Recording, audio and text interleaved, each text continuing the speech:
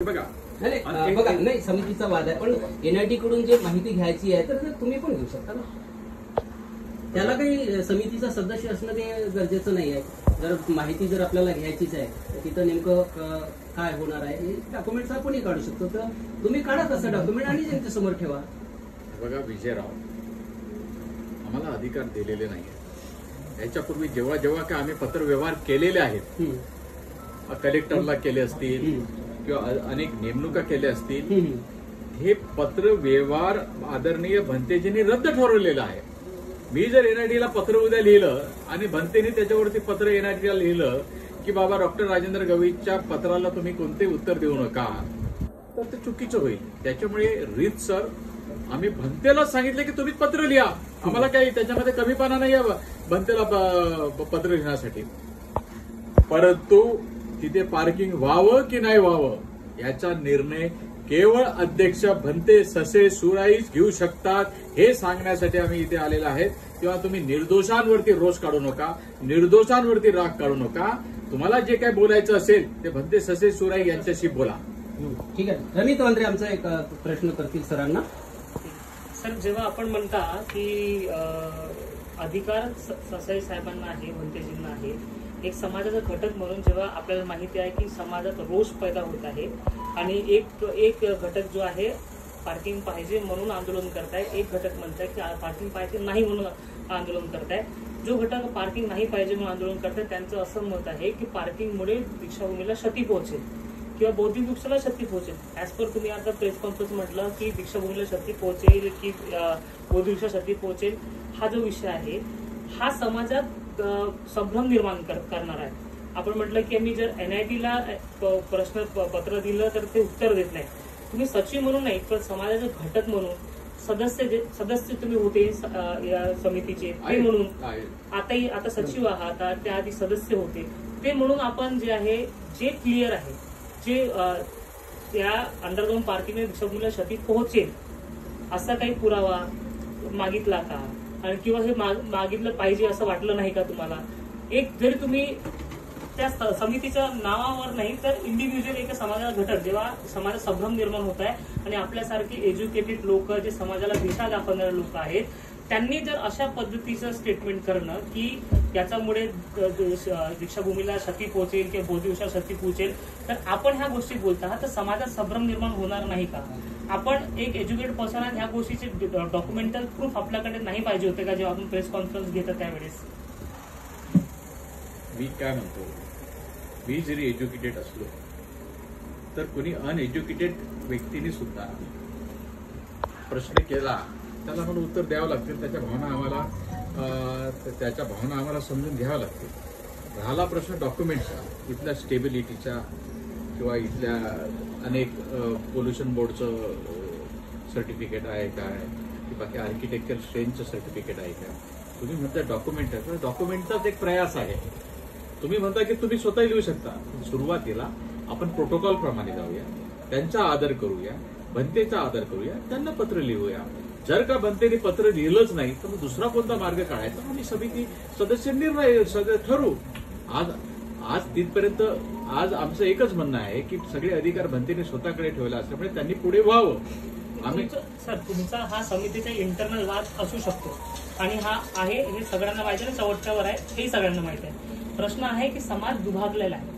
एक घटक म्हणतोय की पार्किंग पाहिजे, एक घटक म्हणतो नाही पाहिजे. त्याच्यात तुम्ही स्टेटमेंट करता की आम्ही जर याचे डॉक्युमेंट्स नाही आहे किंवा असं काही पुरावा भंते जे देत नाही तर आम्ही जे आंदोलन करताय तर त्यांच्या समर्थनात उभे राहू. हे योग्य प्रतिक्रिया आपल्याला वाटतं का? विदाऊट डॉक्युमेंट्स जर आपण ह्या गोष्टी भूमिका ठेवत असाल तर? तुम्हाला बेसिकली त्या आंदोलनाचा अर्थच कळला नाही. आम्ही आंदोलन करू की भंतेंनी सक्रिय व्हावं आणि एनआयटी कडून डॉक्युमेंट्स मागावे आणि माहिती काढावी, त्याच्यासाठी आंदोलन करू. विषय हाही आहे की आपण जे बोलले की त्याच्यामुळे दीक्षाभूमीला क्षती पोहोचेल की नाही पोहोचेल याचं तुम्हालाही माहिती नाही आणि जे आंदोलन करतात त्यांनाही माहित नाही. याचा काही डॉक्युमेंटल पुरावा तुमच्याकडे नाही, जे आंदोलन करतात त्यांच्याकडे नाही. याची मागणी केली आहे का आपण? जे स्ट्रक्चरल जे रिपोर्ट आहे त्याची मागणी आपण केली आहे का? ते समाजासमोर का नाही आहे? अमितजी, तुम्हाला मी वारंवार सांगतोय की हे सगळे अधिकार भंतेकडे आहे आणि त्याचंच पत्र मी तुम्हाला दिलेलं आहे. जे पत्र मी भंतेला लिहिलेलं आहे की तुम्ही NIT कडून सगळे पुरावे मागा, स्ट्रक्चर, तोच तो विषय आजचा. बरं, तुम्ही आंदोलन करणार आहात का? बघा, आंदोलन कधी करत असतात जेव्हा सामोपचाराने मार्ग निघत नाही तेव्हा आंदोलन केलं जातं. जर का भंतेजीने सामोपचाराने सगळे निर्णय घेतले तर आंदोलन करायची पाडीच येणार नाही. आणि त्यांनी जे काही तुमचं वादविवाद संपल्यानंतर त्यांनी जे NIT सांगत आहे की रिपोर्ट जे आहे स्ट्रक्चर रिपोर्ट, त्यात असं दीक्षाभूमीला क्षती पोहोचणार नाही, बौद्धिकदृष्ट्या क्षती पोहोचणार नाही असं रिपोर्ट असेल तर त्याच्यावर नंतर तुमचं काय नेमकं हे असेल उत्तर? बिलकुलच माझा तसा पाहिला तर पॉझिटिव्ह राहील, पण तरी सुद्धा टेक्निकल गोष्टी आणि भावनात्मक गोष्टी याच्यातून मध्यम मार्ग काढावा लागेल. काय असेल मध्यम मार्ग? काय असेल? तुम्ही प्रेस कॉन्फरन्स बोलता बोलता बोलले की समाजाची भावना आहे आणि त्या समाजाच्या भावनाला आदर करावा लागेल. समाजाची भावना जर हे आहे की तिथे दीक्षाभूमी क्षती पोहोचत आहे असं लोकांचं अझम्पशन आहे, त्याचं टेक्निकलिटी किंवा रियालिटी आहे असं काही नाही. जर नाही आहे तरी तुम्ही भावनाचं समर्थन करणार आहात का? मी तुम्हाला पहिलेच सांगितलं की भावनात्मकचाही विचार करावा लागेल आणि त्याचा निर्णय एकटा डॉक्टर राजेंद्र गवई करतील नाही, सगळे सदस्य बसतील आणि योग्य निर्णय घेतील. बरं सर, जसं आम्ही बघत आहोत की सोशल मीडियावर हा मुद्दा जेव्हा आला त्यानंतर समितीने प्रेस कॉन्फरन्स घेतली आणि त्यानंतर सुद्धा वादविवाद आहे. तर आमचं असं म्हणणं आहे की आजच्या ज्या दिवसानंतर जेव्हा तुम्ही आज प्रेस कॉन्फरन्स करतात यानंतर समितीचे सिस्टमॅटिक प्लॅनिंग काय, किती वर्षांनी, किती दिवसांनी, किती महिन्यांनी आम्ही रिझल्ट बघू शकतो, एक रिझल्ट ओरिएंटेड काम होणार. कारण की जेव्हा आम्ही नेटवर किंवा वृत्तपत्रामध्ये वाचत आहोत त्यामध्ये लिहिलेलं आहे की 2025 पर्यंत हे काम आम्ही सर्व करून देऊ. पण यानंतर जर असंच अडथळे आले तर हा काम केव्हापर्यंत पूर्ण होणार? म्हणजे 2 वर्ष जे आम्ही सस्टेन करणार आहोत त्यानंतर अजून सुद्धा वेळ वाढणार का? यावर आपले विचार काय आहे? सहसा कोणती डेव्हलपमेंटचा प्लॅन असो, मग ते स्तूपाचं असो की अन्य कोणतं असो, तर ते ब्रिज बांधणं असो, त्याच्यासाठी एक वेळ आखली जाते. परंतु नेहमीच असं होत नाही की जी वेळ आखली जाते त्या वेळेस ते कामं होतात. राहिला प्रश्न आपल्या स्तूपाचा, मागे जी मीटिंग घेतली आम्ही, सगळ्यात पहिले तर आमची पहिली समिती आहे की त्यांनी लोकसंवाद ठेवला, याच्यापूर्वी कधी झाला नाही. बरोबर. त्याच्यामुळे आम्ही तर म्हणेल की आम्ही की तुम्हाला आमचा आदरच करावा लागेल.